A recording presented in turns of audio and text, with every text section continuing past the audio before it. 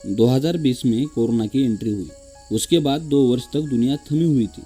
कई लोगों की जॉब गई, कई लोगों का कारोबार ठप हो गया, कई लोग कोरोना से पीड़ित होकर मृत्यु को मिल गए। और इसी दरमियान एक ग्रंथ जिसका जोरों शोरों से प्रचार होने लगा, वो ग्रंथ है भविष्यवाणी।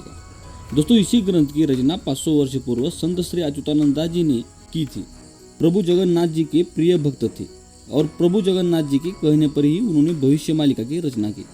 दोस्तों, भविष्यमालिका में पाकिस्तान देश का नाम मिलना, जो कि उस समय अस्तित्व में नहीं था, कोरोना जैसे रोगों का फैलना और इस वजह से दुनिया थम जाना, यह भविष्यवाणियां ग्रंथ में देखने को मिली।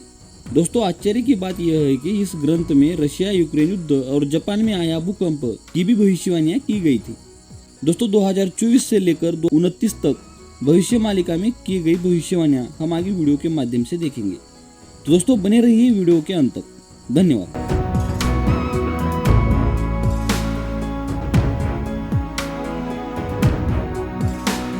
दोस्तों, 26 दिसंबर 2019 को युग परिवर्तन के लिए आवश्यक चीजें होना शुरू हो गई और तब से लेकर अभी तक, मतलब अप्रैल महीने के एंटर करने तक बहुत कुछ देखा। अब आगे क्या? दोस्तों, इस युग परिवर्तन में अभी तक के समय में सबसे सुरक्षित देश भारत है। दोस्तों, 30 मार्च 2025 को मीन राशि में बहुत सारे ग्रह इकट्ठे हो रहे हैं। दोस्तों, हम ऐसा कह सकते हैं कि अभी तक का समय मूवी के इंटरवल तक था और 30 मार्च 2025 से आगे इंटरवल के बाद की मूवी शुरू होगी।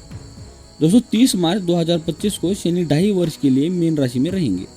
दोस्तों, इस वजह से युग परिवर्तन का 3rd चैप्टर स्टार्ट हो जाएगा। Russia Ukraine first, Israel Hamas second, ऐसे 2 चैप्टर खत्म हो चुके हैं। अब तीसरा चैप्टर 30 मार्च 2025 को स्टार्ट हो जाएगा। उसमें चीन ताइवान युद्ध की शुरुआत होगी और इससे चीन की इकोनॉमी क्रैश होगी।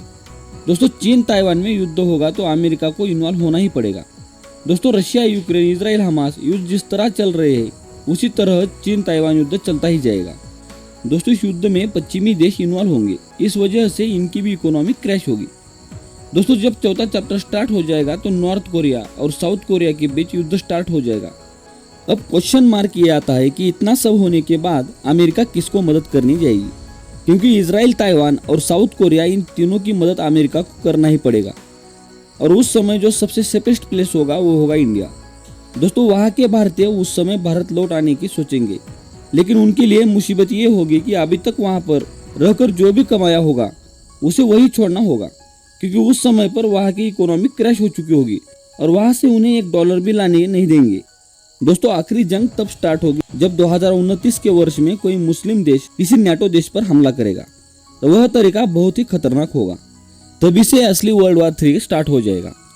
दोस्तों, अब इतना रायता फैलने के बाद, सबकी इकोनॉमी क्रैश होने के बाद भी भारत अपनी इकोनॉमी स्टैंड करके बैठा होगा।